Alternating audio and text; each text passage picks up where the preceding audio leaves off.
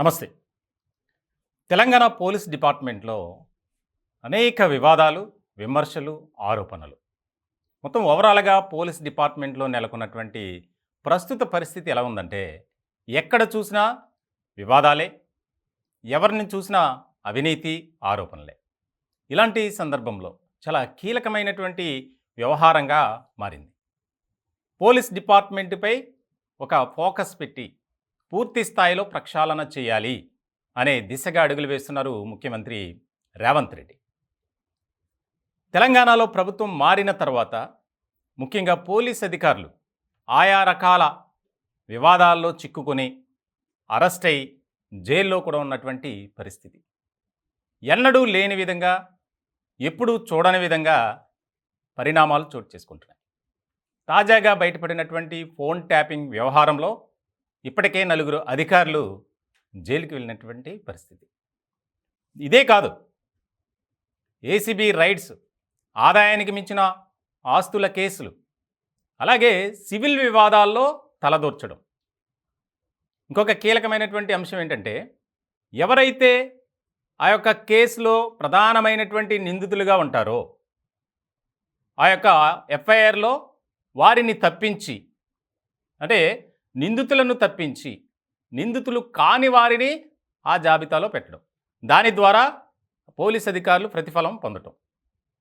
అంటే ఎక్కడ చూసినా తెలంగాణలో పోలీస్ డిపార్ట్మెంట్లో అవినీతి, అక్రమాలే. ఇలాంటి సందర్భంలో ఇంకొక కీలకమైనటువంటి అంశం కూడా చోటు చేసుకుంది. ముఖ్యంగా అత్యాచార కేసుల్లో కూడా తెలంగాణ ఖాకీలు వారు ఆ కేసుల్లో ఇరుక్కొని ఇప్పుడు జైల్లో ఉన్నటువంటి పరిస్థితి. దాదాపు తెలంగాణలో కాంగ్రెస్ ప్రభుత్వం ఏర్పడిన తర్వాత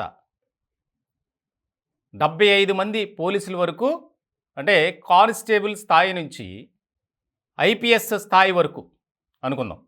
ఇంకా ఐపీఎస్లను ఎవరిని అరెస్ట్ చేయలే, త్వరలోనే అది కూడా జరగబోతుంది. దాదాపు 75 మందిని పోలీసులు అరెస్ట్ చేశారు. ఆ 75 మందిలో కూడా కానిస్టేబుల్ స్థాయి నుంచి ఐపీఎస్ కూడా ఉన్నారు. ఇటీవల మనం చూసాం, ఒక ఐఏఎస్ అధికారి మాజీ బన్వర్లాల్ ఇంటిని ఆక్రమించుకోవడానికి ప్రయత్నం చేసినటువంటి ఐపీఎస్ సునీల్ కుమార్, ఆయన్ను పోలీసులు అరెస్ట్ చేశారు. ఆయన ఒక ఐపీఎస్.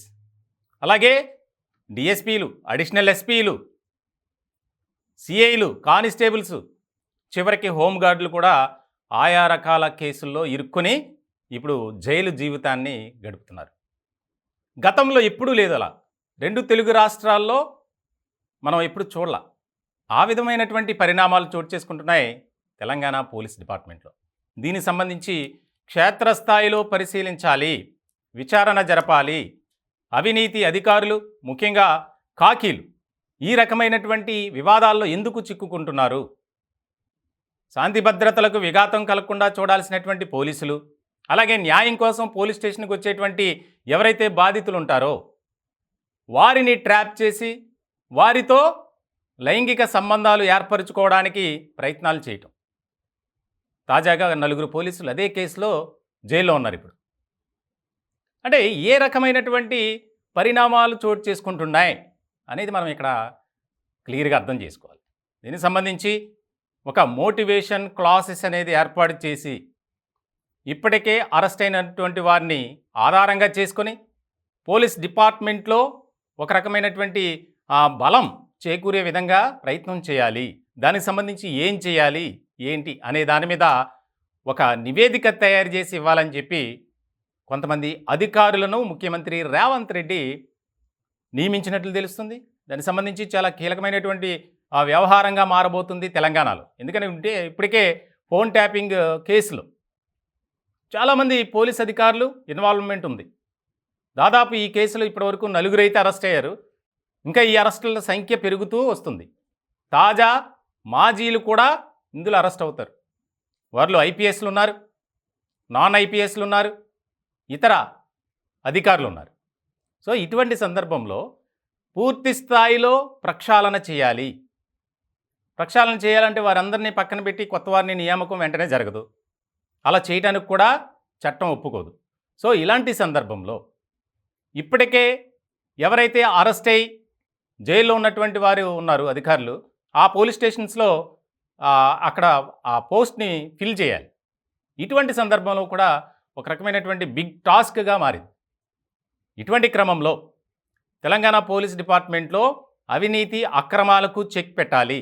సివిల్ వివాదాల్లో గానీ, రకరకాల కేసుల్లో గానీ, దొంగలకే వీరు కేర్ ఆఫ్ అడ్రస్‌గా మారి, వారితో దొంగతనాలు, చోరీలు చేయించి, వీరు కూడా వారి ద్వారా లబ్ధి పొందుతున్నారు. ఎంత దౌర్భాగ్యమైనటువంటి పరిస్థితో చూడండి. సో, ఇలాంటి సందర్భంలో ఇకపై ఇటువంటి వాటికి చెక్ పెట్టాలి అనే దిశగా పోలీస్ డిపార్ట్మెంట్‌తో పాటు ముఖ్యంగా రాష్ట్ర ముఖ్యమంత్రి రేవంత్ రెడ్డి అడుగులు వేస్తున్నారనే చెప్పాలి.